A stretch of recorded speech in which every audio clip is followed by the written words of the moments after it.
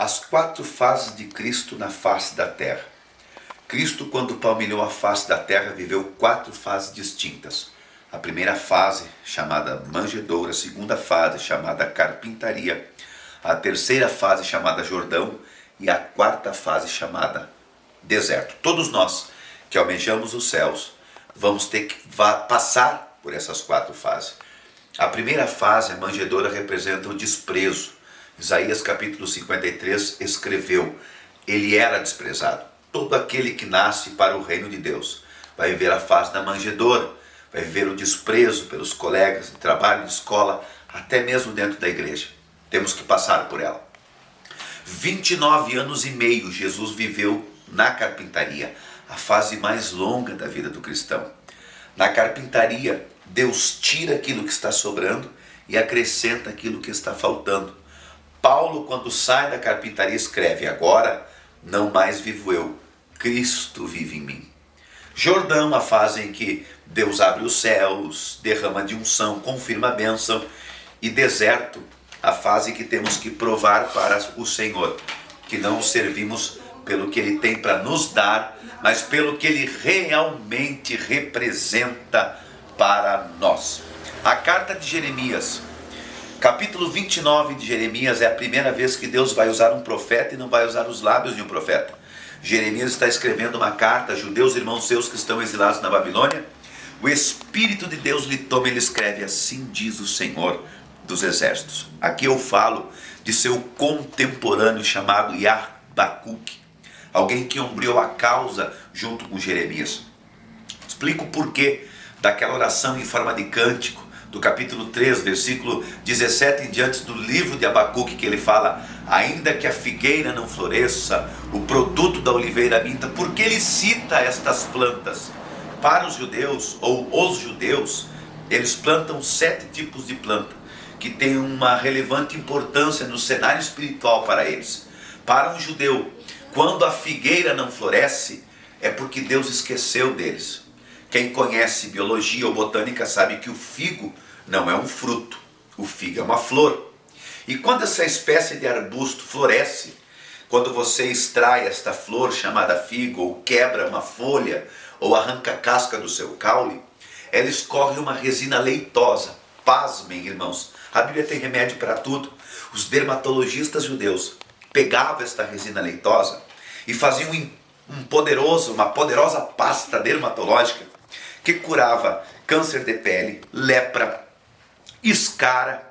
Se alguém já cuidou de uma pessoa que ficou muito tempo deitado de cúbito dorsal, ela contrai uma ferida que começa no osso, no cóccix, e sai para fora. O seu termo técnico, escara.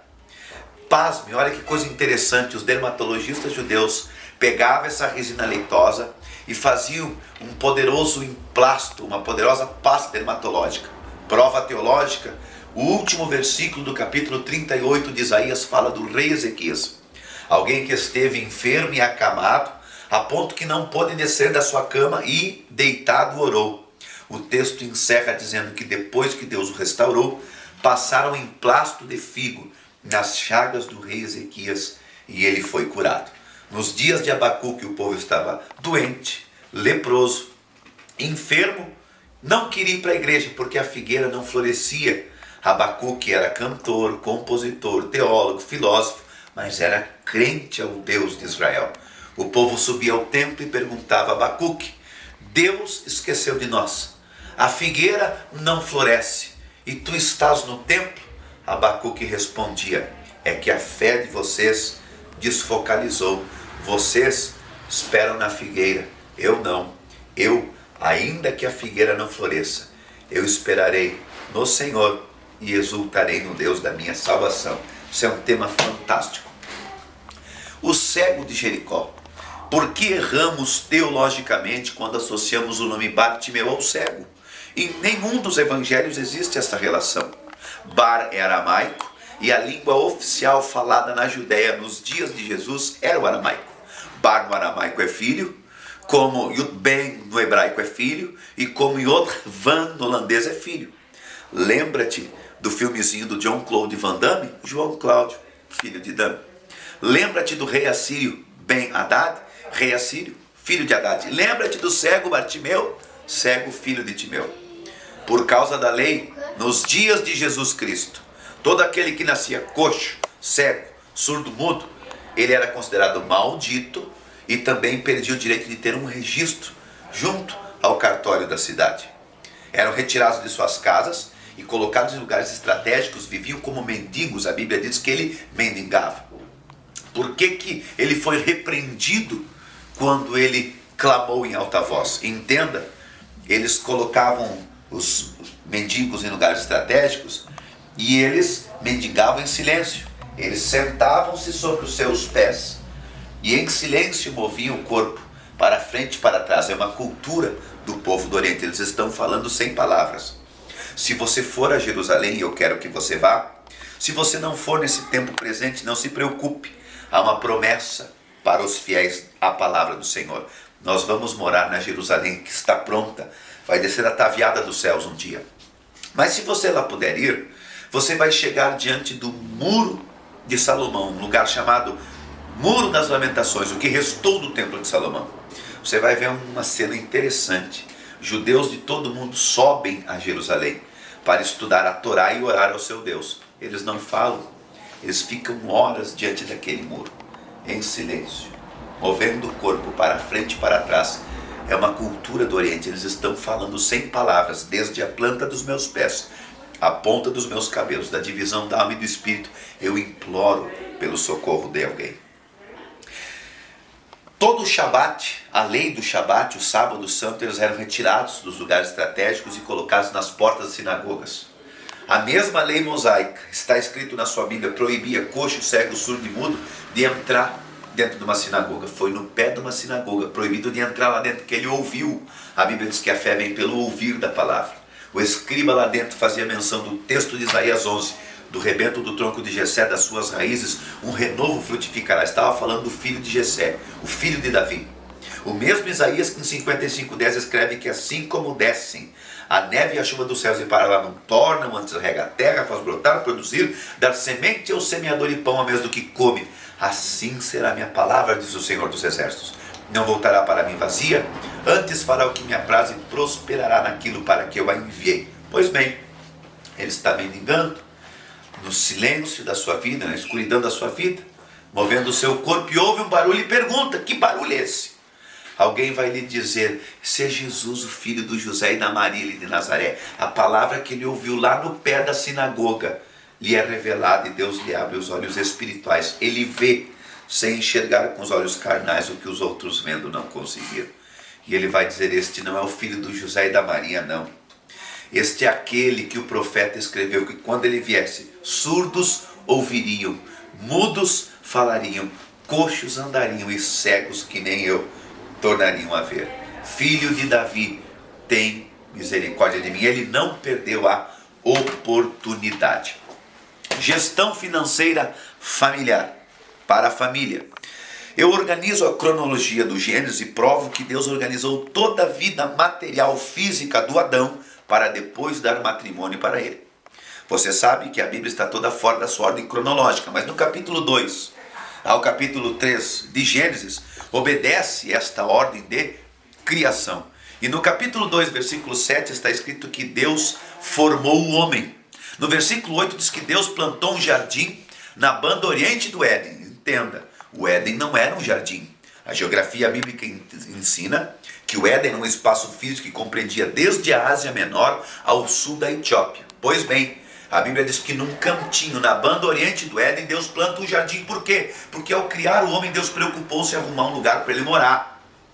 No versículo 9, a Bíblia diz que não no Éden, mas no jardim, Deus planta a árvore agradável e desejável à vista para a comida. Deus cria o homem, dá lugar para o homem morar e dá comida para o homem. Ninguém vive sem moradia e sem comida.